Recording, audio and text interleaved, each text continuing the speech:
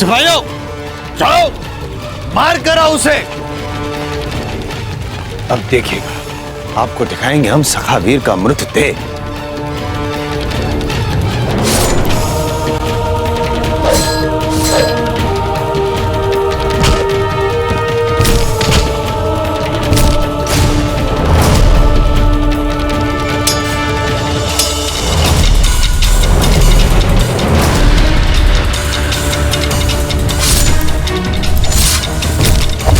शाबाश। बहरम खान जी, क्या वाहवाही क्या कर रहे हैं? हमें तो लग रहा है बहरम खान जी, तनाव भरी स्थिति के कारण आपके मस्तिष्क पर असर पड़ा है। चुप रहो सुल्तान। अरे हमें क्या चुप करवा रहे हैं? हम तो कहते हैं आपके विशिष्ट सैनिकों को बुलवाइए, वहां पे भिजवाइए और सखावीर को हमेशा के लिए करवाइए। ओह सुल्तान, खामोशी से हमें देखने दीजिए।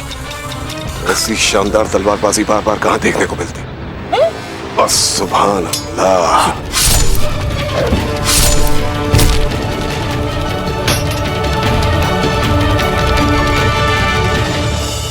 तलवार उठाओ अपनी। हम निशस्त्रों पे वार नहीं करते। रहम बर खुदा, हमें जाने दो मियां, हमें जाने दो। जाने दो? हैं? जाने दो। यदि हमारी तलवार से बचना चाहते हो तो कहिए, दोबारा कभी बच्चों को दास बनाने के लिए हमारी धरती पर पाँव नहीं रखोगे। कभी नहीं, कभी नहीं। चलो उठक बैठक करो। चल ले, चलो ऐसे।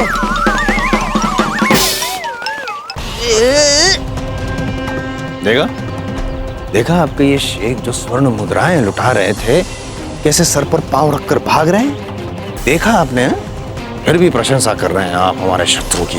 तारीफ नहीं कर रहे हैं राव सुल्तान, बल्कि हम तो खुशी का इजहार कर रहे हैं। जो एक अकेली जान इतने सारे सिपाहियों को मारने की हिम्मत रख सकता है, आज अल्लाह ताला ने ऐसे सूरमा के साथ लड़ने का मौका अता किया हमें। चलिए चलो। हुकुम, लगता है अशुभत प्यासा है, इसे पानी चाहिए पीने के लिए। जल कहाँ मिलेगा? हुकुम, जलाशय इधर पास में ही है। चलिए चलो।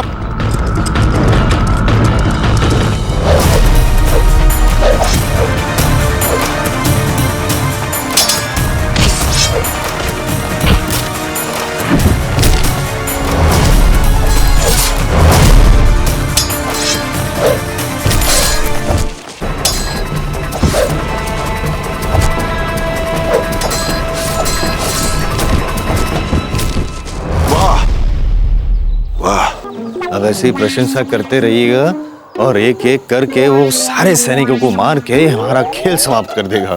खेल तो अब शुरू हुआ है राव सुल्तान। इसे शुरू इसने किया है, लेकिन खत्म हम करेंगे। अच्छा, इससे पहले कि इसके वालिद उदय सिंह यहाँ तक पहुंचे, हम इस बेचारे का कीमा बना चुके होंगे। किसकी माँ? कीमा होते हैं ना, गोश्त के बिल्कुल छोटे छोटे टुकड़े। सखावीर हमारे चारों खाने चित कर रहे हैं और आपको खाने की सूझ रही है।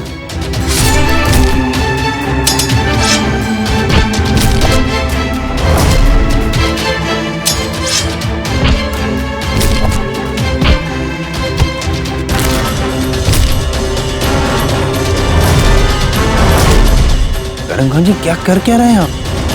कुछ समझ में नहीं आ रहा है। अब हमारे पक्ष में है या सखावीर के? राव सुल्तान, अब किसी को भी बीच में मत भेजिएगा। लड़ाई सिर्फ हमारे और सखावीर के बीच में है।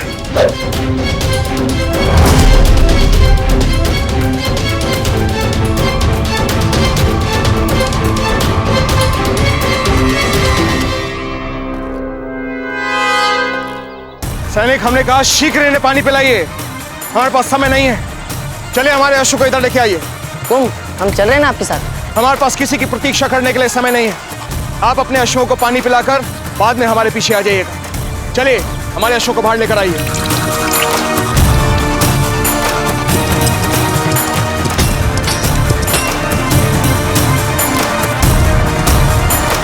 बहरम खान, आज हमें इस मुगल ध्वज को हटाने से कोई नहीं रोक सकता। बरखुरदार, तुम जिस परचम को गिराने की बात कर रहे हो, वो हमारा परचम है और जाहिर है उसे हटाने से पहले तुम्हें हमारा मुकाबला करना होगा, बैरम खान का। सावधान!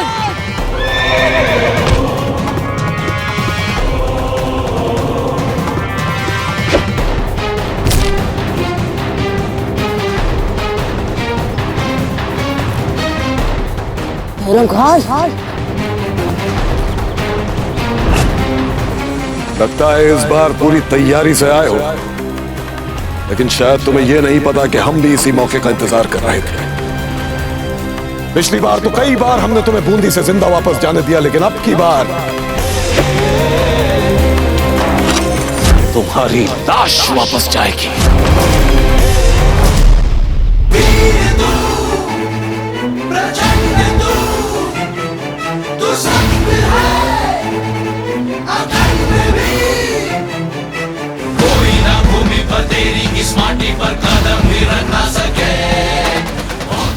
सौगंध है हमें इस मिट्टी की। बैरम खान, उस बार तो हम तुम्हारे इस ध्वज को यहाँ से हटा नहीं पाए, किंतु इस बार हम इसे अवश्य हटाएंगे।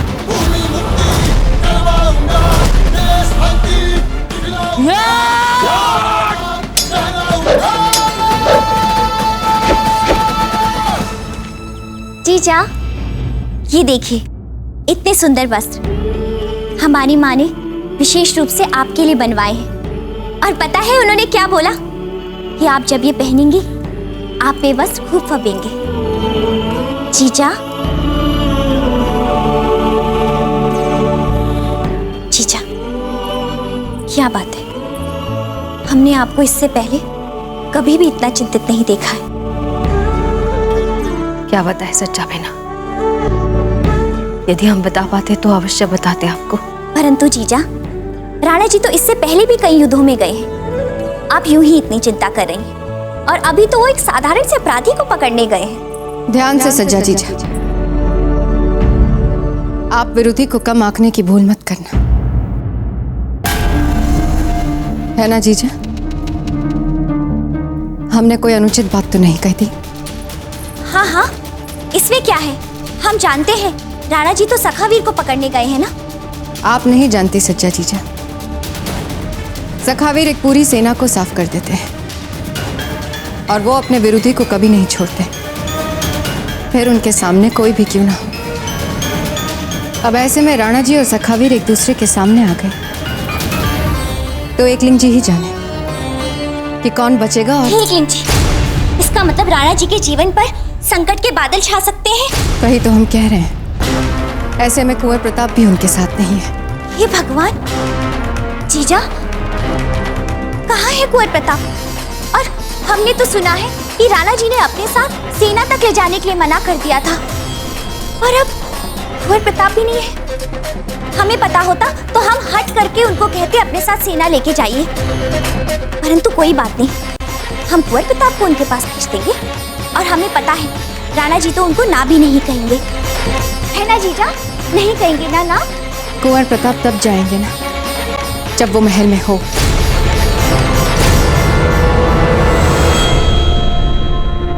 महल में नहीं, फिर कहाँ है? कुंवर प्रताप गुरुकुल में। खमागढ़ी महारानी सा, खमागढ़ी रानी सा, रावत जी सभी संबंधों सहित आपसे मिलने के लिए आ चुके हैं महारानी सा। रावत जी और सभी सामान हमसे क्यों मिलने आ रहे हैं? जैसे सज्जा जीजा और हमारे मन में प्रश्न घुमड़ रहे हैं, हो सकता है वैसे ही रावत जी और हमारे सामंतों के मन में भी प्रश्न घुमड़ रहे हैं।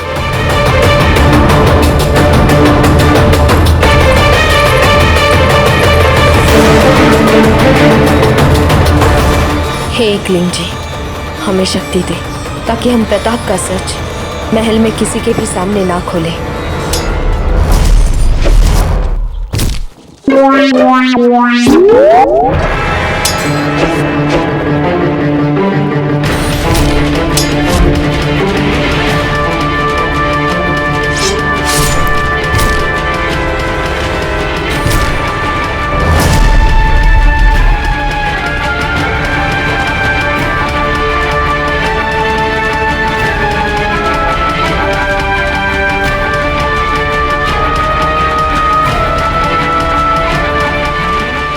ध्यान भंग युद्ध में सफलता के लिए सीखने योग्य महत्वपूर्ण बात।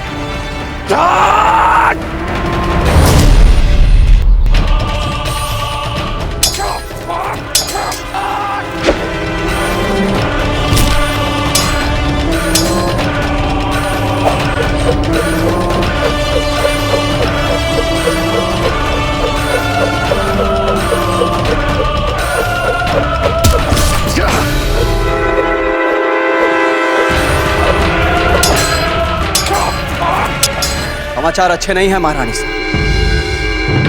हमारे गुप्तचरों से प्राप्त हुई सूचना के अनुसार सखावीर ने बूंदी में उस राव सूरतन सिंह के तैनात पूरे हथियारबंद विशिष्ट सैन्य बल का अकेले ही सफाया कर दिया।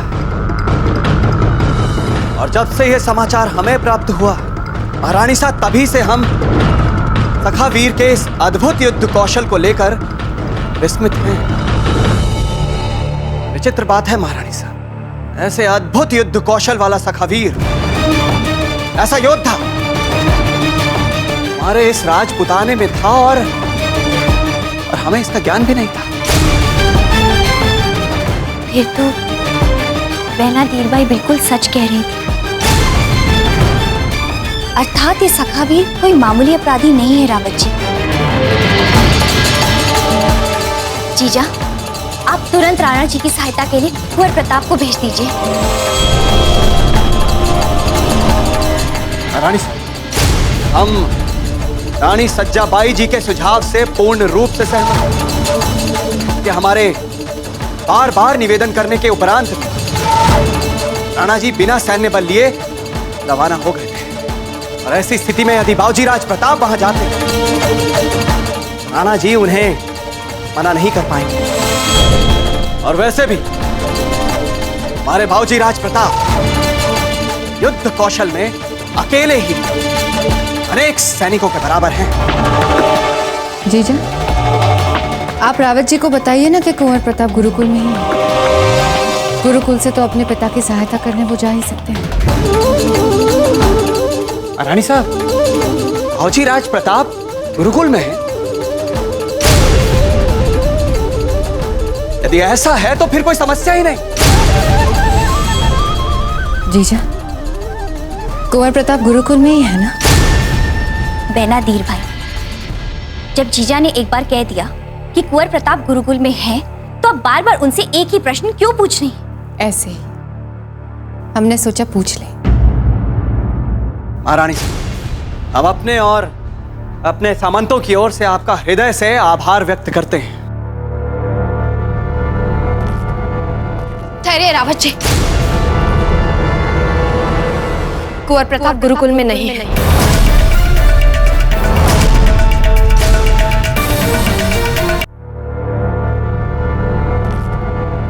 ठहरे रावत जी, कुंवर प्रताप गुरुकुल में नहीं है।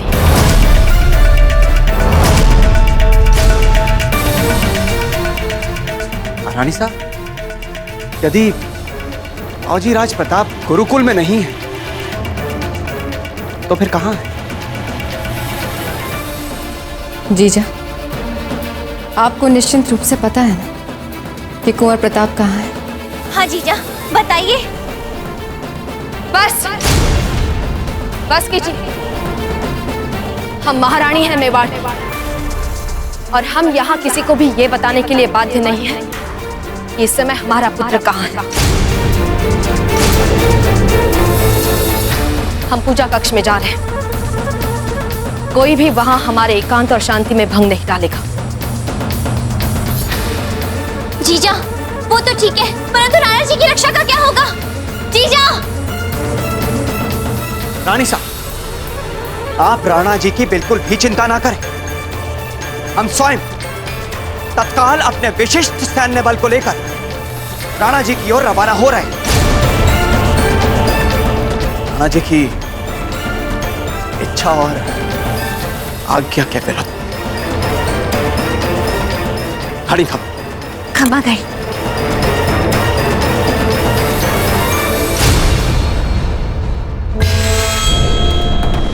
ये तो सारी बात ही पलट गई। समझ नहीं आ रहा हमें कि इतना आत्मविश्वास आ कहां से रहा है जयवंता जीजा में।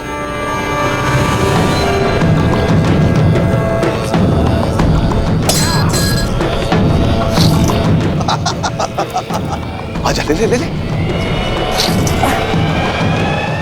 ले ले।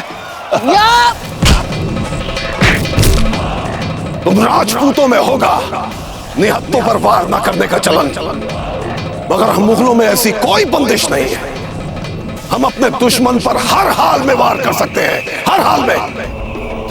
ये बात तो शायद तुम्हें यहां आने से पहले पता होगी ना सखावी। अपनी औकात से बहुत ऊंचा उड़ने लगा था तुम। शायद भूल गया था कि हम मुगल हैं, मुगल सारी दुनिया पर फतेह करने का ख्वाब रखते हैं। फिर तू चीज ही क्या है? क्या चीज है तू?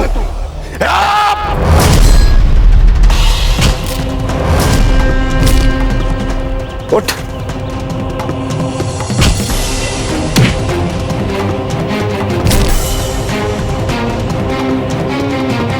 उठ, उठ।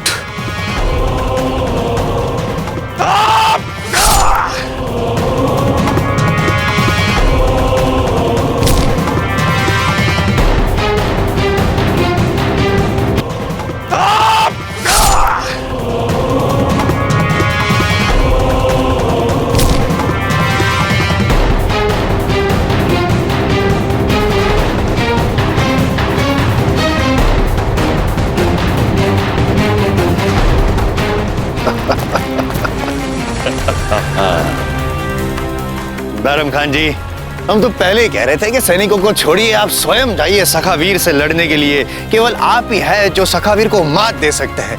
देखा, मार दिया। जी बावड़ो हो गए हो। बैरम खान जी, हमें लगता है हम यहाँ से चलना चाहिए। हमें उदय सिंह आएंगे और वो सखावीर के शव को लेके जाएंगे। आप चलिए। रुक जाओ राव सुल्तान, पहले सखावीर के चेहरे से फरेब का नकाब तो हटा दे। हाँ हाँ, अवश्य अवश्य। देखिए देखिए, हमें भी दिखाइए।